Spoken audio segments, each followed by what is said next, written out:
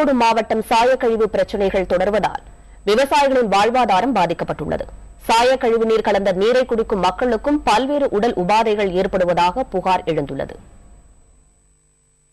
விவசாய உற்பத்தியில் வளமுடன் காட்சியளித்த ஈரோடு மாவட்டம் சாய ஆலைகளின் வரவால் இன்று தரிசாக மாறும் நிலைக்கு தள்ளப்பட்டுள்ளது. சாயமேற்றுதல், சலவை துணி மற்றும் தோல் பதனிடும் ஆலைகளிலிருந்து வெளியேற்றப்படும் கழிவுநீர் காவிரி ஆற்றிலும் காளிங்கராயன் கால்வாயிலும் நேரடியாக கலக்கின்றன.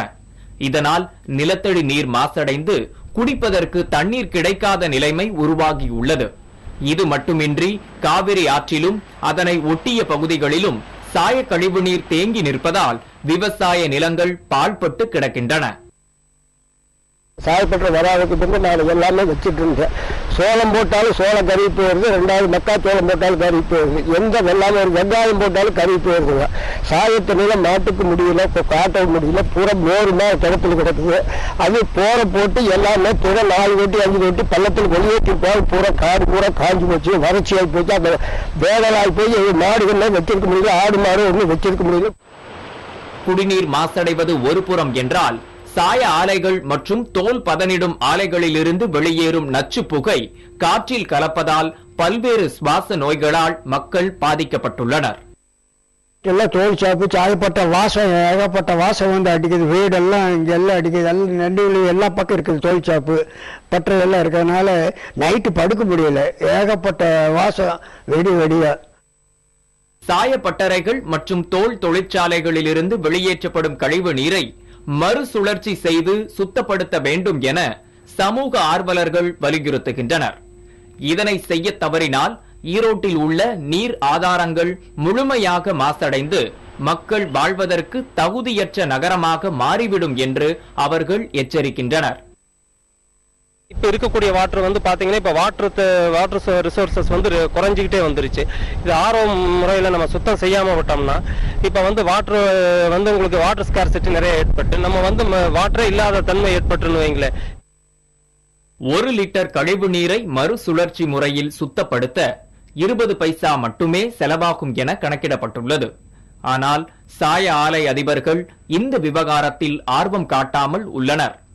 இதனால் ஈரோட்டில் உள்ள பல ஆயிரம் ஏக்கர் விளை நிலங்கள் தரிசாக மாறிவிடும் அபாயமும் உருவாகியுள்ளது. புதிய தலைமுறைக்காக செய்தியாளர் ஜான் மைக்கேலுடன் சுரேஷ்குமார் மற்றும் பாலகிருஷ்ணன். சாய கழிவுகளால் விளைநிலங்கள் பெரிதும் பாதிக்கப்பட்டு வருவதாக ஈரோடு மாவட்ட விவசாயிகள் கவலை தெரிவித்துள்ளனர்.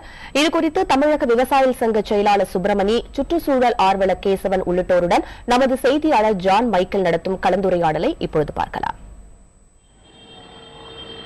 ஜான், பல்வேறு மாவட்டங்கள குடிநீர் பிரச்சனை, பாதாள சாக்கடை பிரச்சனை, இப்படி பல்வேறு பிரச்சனைகளை சந்திச்சுட்டு வர பொதுமக்கள் ஈரோடு மாவட்டத்தில் என்ன மாதிரியான பிரச்சனைகளை அப்பகுதி பொதுமக்கள் சந்திச்சுட்டு வராங்க? உமா, நீங்க ஏற்கனவே சொன்னது போல பல்வேறு பிரச்சனைகள்ல பல மாவட்ட மக்களும் பாதிக்கப்பட்டிருக்க சூழ்நிலை ஈரோடு மாவட்டத்தில் நிலவிட்டு இருக்கு. ஆனா குறிப்பாக இங்க சொல்ல வேண்டிய விஷயம் என்ன அப்படின்னா, சாய கழிவுகளால பாதிக்கப்படக்கூடிய விவசாய நிலங்கள் தான் இங்க முன்வைக்கப்பட பிரச்சனையா இருக்கு. இது மட்டும் இல்லாம இந்த சாய கழிவுகள்னால நேரடியாக நிலத்தடி நீர் பாதிக்கப்பட்டதால குடிநீரினுடைய ஆதாரங்கள் பாதிக்கப்பட்டு பொதுமக்களுக்குமே பல்வேறு இன்னல்கள் ஏற்பட்டதா குற்றச்சாட்டுகளை முன்வைக்கிறாங்க. இதனிடையே இது தொடர்பாக பேசுவதற்காக நம்மிடையே சண்முகம் காத்திருக்காரு, விவசாயி. அவரிடம் பேசுவோம். ஐயா, சொல்லுங்க, நீங்க எந்த பகுதியில விவசாயம் பண்ணிட்டு இருக்கீங்க? உங்களுக்கு இந்த சாய கழிவு நீர் பிரச்சனைனால எப்படியான பாதிப்புகள் ஏற்பட்டிருக்கு? ஈரோடு ராயவளையம்புதூர், ஈரோடு ஆவின் பால் பண்ணை பக்கத்தில் இங்கே தோற்றுறதுங்க. இங்கே ஒரு 10க்கும் மேற்பட்ட சாய ஆலைகள் டையிங் ப்ளீச்சிங் பண்ணிட்டு இருக்காங்க. இதில் வந்து நொச்சுக்குட்டை ஓடைங்கிறது ஒன்று ஓடிக்கிட்டு இருக்குது, அது காவேரியில் கிடக்குது. இந்த ஓடைகள் வந்து இவங்க வந்து இரவிலும் பகலிலும் தண்ணியை வந்து தேர்ந்துட்டுறாங்க, தண்ணி சுத்தம் பண்ணுறது. இப்போ நீங்கள் சொன்னது போல தண்ணீர் வந்து வெளியேற்றப்படுவதனால, கழிவு நீர் கலக்கிறதுனால உங்களுக்கு விவசாயம் என்ன மாதிரியான பாதிப்பு ஏற்படுது? அதாவது உற்பத்தி இழப்புகள் ஏற்படுறதை பற்றி சொல்லுங்க. எங்களது நீர்நிலைகள், போர், கிணறு அனைத்தும் மாறிக்கிட்டு, அனைத்தும் வந்து உப்பு வந்து 4000 பாயிண்ட் இருக்குது. அதை விட்டால் எந்த ஒரு வெள்ளாமே வர்றதில்லை, என்ன குடிக்கிறதுக்கும் ஆகிறதில்லை. இதனால் வந்து ஆடு மாடனுடைய மலட்டுத்தன்மைகளான தண்ணியை குடித்தா எங்களுக்கு கண்ணெரிச்சல், மூக்குள்ள புண்ணு, இந்த வீடு இல்லை கட்டிக்கிற இடத்துல அந்த இரும்புலாம் திங்கிறது, சாலையில் போட்டிருக்க அந்த இதெல்லாம் வந்து கதவு இதுவெல்லாம் வந்து தின்னுகிறது, அந்த காற்று ஏர் பொல்யூஷன், இது போன்ற பல்வேறு பிரச்சனைகளுக்கு நீங்க ஆளாயிருக்கீங்க. உமா, அடுத்ததாக நம்முடைய சுற்றுச்சூழல் ஆர்வலர் கேசவன் இருக்காரு. அவர்கிட்ட இது தொடர்பான விஷயங்களை நம்ம வந்து முன்வைப்போம். கேசவன், இப்ப நீங்க சொல்லுங்க, அதாவது இந்த சாய தொழிற்சாலைகள்ல இருந்து என்ன மாதிரியான ரசாயனங்கள் உங்களுக்கு வந்து அந்த வெளியேற்றப்படுது, இதனால மக்களுக்கு எப்படி பாதிப்பு ஏற்படுதுன்னு சொல்லுங்க. நீங்க பார்த்து ஜவுளியில நிறைய கெமிக்கல்ஸ், ஆல்கலி கெமிக்கல்ஸ், பார்த்து caustic, silicate, soda, sulphuric acid, hydrochloric acid, acetic acid, binder, kerosene, இது மாதிரி சால்ட்டு, ஏகப்பட்ட கெமிக்கல்ஸ் ஜாயிண்ட் ஆகுது. அதெல்லாம் கலர் ஸ்டப்ஸ், அதோட சேர்த்து நிறைய கெமிக்கல்ஸ் ஜாயிண்ட் ஆகி ப்ராசஸ் ஆகுது. அப்புறம் ப்ளீச்சிங், சோடியம் ஹைபோக்ளோரைட், கால்சியம் ஹைபோக்ளோரைட், இது மாதிரி கெமிக்கல்ஸ் நிறையா.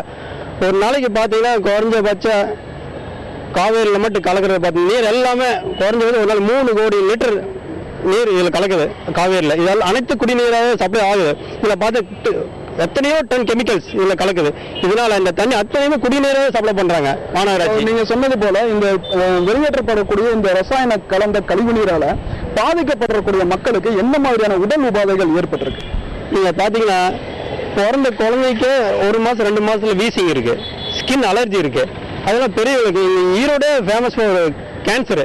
அது மட்டும் இல்லை, கேன்சர் இப்போ வந்து எங்களுக்கு எல்லாம் காய்ச்சல் மாதிரி வந்துட்டு போகிற மாதிரி ஆச்சு, இஷ்டது கேன்சர். அதெல்லாம் புதுநோய் இப்போ ஆரம்பிச்சுட்டு இருக்கு. அது என்னன்னா லிவர் ப்ராப்ளம், இந்த சுத்தமில்லாத தண்ணி குடிக்கிறது, கிட்னி பாதிப்பு. இப்போ பார்த்தீங்கன்னா நிறைய கிட்னி ஹாஸ்பிட்டல் ஈரோடில் வந்துட்டு. அதே மாதிரி கேன்சர், ஸ்கின் அலர்ஜி, வாய் புண்ணு, தொண்டையில் புண்ணு, உங்களுக்கு வயிற்று அல்சரு, மவுத் அல்சரு, பல்லு வலி, இதெல்லாம் காரணம் குடிநீர். காவேரியில் போய் கலக்கிற குடிநீர். ஈரோடு மக்கள் மட்டும் இல்லை, அனைத்து இந்த தண்ணி எங்கே போகுதோ எத்தனையோ டிஸ்ட்ரிக், 5 டிஸ்ட்ரிக்ட் பார்த்து 5-6 டிஸ்ட்ரிக்ட், ஈரோடு டிஸ்ட்ரிக்ட், கரூர், திருச்சி, நாமக்கல், இது மாதிரி பல டிஸ்ட்ரிக்ட் எந்தெந்த தண்ணி இந்த மக்கள் எந்தெந்த தண்ணி யூஸ் பண்றாங்க அத்தனை இது பாதிப்பு. கேசவன், உங்கள்கிட்ட தொடர்ந்து பேசுவோம். உமா, அதற்கு முன்பாக தற்போது சென்னை உயர்நீதிமன்றத்தில் வழக்கு தொடர்ந்து தமிழக விவசாயிகள் சங்கத்தினுடைய செயலாளர் சுப்பிரமணி இருக்காரு. அவர்கிட்ட தொடர்பாக வந்து பேசுவோம். சார், இப்ப நீங்க சொல்லுங்க, அதாவது நீங்க எப்போ இந்த வழக்கு தொடர்ந்தீங்க, அதாவது இந்த சாய கழிவு பிரச்சனையினால உங்களுக்கு என்ன மாதிரி பாதிப்புகள் ஏற்பட்டிருக்கு, இதற்கு நீங்க வழக்கு தொடர்ந்திருக்கீங்க, அதனுடைய விவரங்கள். சென்னை உயர்நீதிமன்றத்தில் பொறுத்தவரை ஏற்கனவே அந்தந்த 2 வழக்குகள் இருந்துச்சு. அந்தந்த பகுதி தனிநபர்களால் வழக்கு தொடுக்கப்பட்டுருந்துச்சு. அதுக்கு முன்னாடி நம்ம தமிழக விவசாயிகள் சங்கத்தின் சார்பில் அதில் இம்ப்ளீட் பெட்டிஷன் போட்டிருந்தோம். இப்போ பொறுத்தவரையில் என்னன்னு சொன்னால், அந்த வழக்கில் 2007 ஒரு உயர்நீதிமன்றம் ஒரு தீர்ப்பை கொடுத்துச்சு. அந்த தீர்ப்பு ஒரு மொத்த ஓட்டத்தில் ஒரு திருப்பு முனையாகவும் இருந்துச்சு. ஏன்னா அதுக்கு முன்னே வந்து 2000 பிடிஎஸ் அளவு சுத்திகரிக்கப்பட்டு தண்ணி வெளியேற்றலாம் அப்படின்னு அரசனுடைய சட்ட விதிகள் இருந்துச்சு. இப்போ என்ன, அதுக்கு முன்னாடி என்ன ஆச்சுன்னா, 0 டிஸ்சார்ஜ் அப்படிங்கிற ஒரு சொட்டு கழிவு நீரை கூட வெளியேற்றக்கூடாது அப்படின்னு சொல்லி உயர்நீதிமன்றத்தினுடைய உத்தரவு. கூடவே என்ன செஞ்சாங்கன்னு சொன்னீங்கன்னா, உயர்நீதிமன்றத்திலிருந்து ஒரு மானிட்டரிங் கமிட்டி ஒன்று போட்டிருந்தாங்க. உயர்நீதிமன்றத்தாலேயே நேரடியாக கண்காணிக்கப்படக்கூடிய மானிட்டரிங் கமிட்டி ஒன்று போட்டிருந்தாங்க. இந்த தீர்ப்பு அமல்படுத்துறதுக்கு மாவட்ட அளவில் ஆட்சித்தலைவர் தலைமையில் ஒரு மாவட்ட அளவிலான ஒரு கண்காணிப்பு குழு அமைச்சிருந்தாங்க. அப்புறம் அதுபோல் இந்த 0 டிஸ்சார்ஜ்னு சொல்லியிருந்தாங்க. அதுக்கடுத்து என்ன சொல்லியிருந்தாங்கன்னு சொன்னால், உயர்நீதிமன்றத்திலேயே அனுமதி எல்லாம் வைக்கக்கூடிய அத்தனை ஆலைகளையும் மூடுங்க அப்படின்னு சொல்லியிருந்தாங்க. தற்போது நீங்க தெரிவித்த இந்த கருத்துக்கள் படி பார்த்தோம் அப்படின்னா, சென்னை உயர்நீதிமன்றம் கொடுத்த அந்த உத்தரவின்படி விதிமுறைகள் முறையாக சாய ஆலையினுடைய உரிமையாளர்கள் பின்பற்றுறாங்களா? இதற்கு மாவட்ட நிர்வாகம் என்ன மாதிரி நடவடிக்கைகள் எடுத்துட்டு இருக்காங்க? சென்னை உயர்நீதிமன்றம் வந்து அப்படி ஒரு உத்தரவு வழங்கி பிற்பாடு மாவட்ட அளவிலான அந்த கண்காணிப்பு குழு அமைக்கப்பட்டுச்சு. ஆனால் எந்த ஒரு கண்காணிப்பு குழு இருந்தாலுமே கூட இங்கே என்ன இருக்குதுன்னு சொன்னால், ஒரு குறிப்பிட்ட ஒரு 10% அல்லது 15% அளவுக்கு அதனுடைய தீர்ப்பு செயலாக்கத்துக்கு கொண்டு வரப்பட்டது வழியே மற்றபடி அவர் சொல்லப்பட்டிருந்த ஒரு 6-7 சரத்துகள் கண்டுகொள்ளப்படவே இல்லைங்கிறத இன்னைக்கு வரையில் இருக்கிற யதார்த்தமான நிலையா இருக்குது. இங்கே மாவட்ட ஆட்சித்தலைவர் தலைமையில் இருக்கக்கூடிய அந்த கண்காணிப்பு குழு வந்து செயலற்ற நிலையில் தான் இருக்குது. பல அரசியல் தலையீடுகள் அதில் இருக்கிறதா தான் நாங்கள் உணர்றோம். இப்போ நீங்க தெரிவித்தது போல மாவட்ட ஒருங்கிணைப்பு குழுவின் தலைவராக மாவட்ட ஆட்சியர் இருக்காரு. இப்படிப்பட்ட சூழ்நிலையில மாவட்ட நிர்வாகம் இந்த சாய கழிவு பிரச்சனையை தீர்ப்பதற்கு என்ன மாதிரி நடவடிக்கைகளை வந்து நிரந்தரமா எடுக்கணும்னு எதிர்பார்க்குறீங்க? மாவட்ட நிர்வாகத்தை பொறுத்தவரை, மாநில அரசை பொறுத்தவரையில ஒன்று இந்த தோல் சாய ஆலைகளுடைய கழிவுகள் 100% சுத்திகரிக்க எவ்வளோ தொழில்நுட்பம் இருக்குன்னு சொல்லியிருந்தாலும் கூட இந்த தொழில்நுட்பங்கள் முறையாக பின்பற்றப்படுவதில்லை. அப்படியே பின்பற்றப்பட்டாலும் உங்களுக்கு லாபம் அளிக்கக்கூடியதா இல்லைங்கிறது ஆலை உரிமையாளர்களுடைய தரப்பா இருக்குது. அதில் இந்த தொழிலை பொறுத்தவரையில் இதற்கு மேல் புதிய ஆலைகளுக்கு அனுமதி அளிக்கக்கூடாது. ரெண்டாவது வந்து ஏற்கனவே இருக்கிற ஆலைகளை படிப்படியாக மூடணும். உள்நாட்டு உற்பத்திக்கு மட்டும், உள்நாட்டு தேவைக்கு மட்டுமே இந்த சாயத்தை பயன்படுத்தணும். ஏற்றுமதி முற்றாக தடை செஞ்சால் ஒழிய இதை தீர்க்க முடியாது அப்படிங்கிறத நாங்கள் உணர்றோம். இப்ப நீங்க சொன்னது போலவே ஒரு வாதத்தை எடுத்துக்கிட்டாலுமே உங்களுடைய கோரிக்கையை ஏற்றுக்கொள்ளும் வகையில மாவட்ட நிர்வாகம் என்ன நடவடிக்கைகள் எடுக்கிறாங்க அப்படின்னு கேட்கும்போது 50 கோடி ரூபாய் திட்ட மதிப்பீட்டில் காளிங்கராயன் கால்வாயில் ஒரு துணை கால்வாய் அமைத்து கழிவுநீரை வெளியேற்றும் திட்டத்தை நடைமுறைப்படுத்திட்டு இருக்கிறதா சொல்லியிருக்காங்க. அந்த திட்டம் உங்களுக்கு கை கொடுக்கும்னு நம்புறீங்களா? இல்ல, அந்த திட்டம் சாய கழிவுகளை சுத்திகரிப்பது பற்றிய திட்டமே அல்ல. சாய கழிவுகளை ஈரோடு பகுதியில் இருந்து காவிரிக்கு மாற்றம் செய்வதில்லை, காவிரி ஆற்றுக்கு மாற்றி அனுப்புறதா அந்த திட்டம் வழியே. அந்த திட்டம் சாய கழிவுகளை தடுத்து நிறுத்தும் திட்டம் அல்ல. காளிங்கராயன் காலை விட்டு ஒரு பேபி கனால் இருந்து வர எல்லாம் சேகரிக்கப்படக்கூடிய இந்த சாய கழிவு நீர், நகர கழிவுகள் இது எல்லாமே எடுத்து காவிரிக்கு தள்ளி விடுறதுதான் அந்த திட்டம் ஒழிய அது ஒன்றும் வந்துட்டு மேலும் மேலும் இன்னும் குடிநீரை அசுத்தப்படுத்தும், நிலத்தடி நீரை கெடுக்கும் ஒழிய எந்த விதத்தில் அது பயனளிக்கும் நாங்கள் நம்பல. தொடர்ந்து பேசுவோம் சுப்பிரமணி. அதற்கு முன்பாக நம்முடைய பொதுமக்கள் சார்பில் ஒருவர் வந்திருக்காரு, அவர்கிட்ட பேசுவோம். ஐயா, நீங்க சொல்லுங்க, இப்ப இந்த நிலத்தடி நீர் மாசுபட்டதுனால குடிநீருக்கு என்ன மாதிரியான பாதிப்பு ஏற்பட்டிருக்கு? குடிநீர் வந்து குடிக்க முடியல. குடிநீர் வந்து உப்புத்தன்மை அதிகமாக இருக்குது.